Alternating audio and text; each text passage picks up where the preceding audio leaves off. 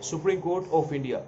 The part number 5 on the articles 124 to 137 has been discussed about the Supreme Court of India as per the Constitution. At present, the strength is 34 members, including one Chief Justice.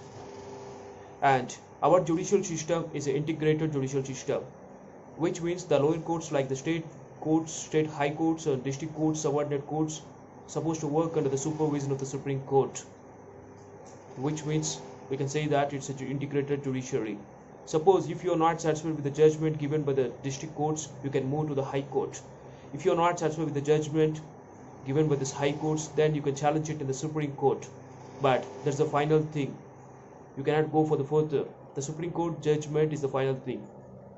And during the Indira Gandhi period, the Prime Minister during that time, she has appointed the junior judges as a CJI of India, but that considered to be not good.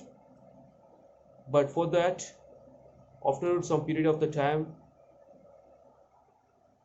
the judicial system, the Supreme Court of India has decided to appoint the judges with the reference of a body which is called the consortium.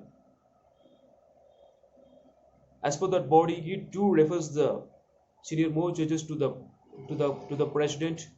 Then he gonna discuss with the parliament, the prime minister. Later, the judges will be appointed by according to them. And when it comes to the impeachment, in the constitution, the impeachment only said in the case of the removal of the president of India, but not in the case of Supreme Court judge or chief justice removal. But they have explained the removal procedure of the judges or either judge or Supreme Court chief justice in the constitution. That is,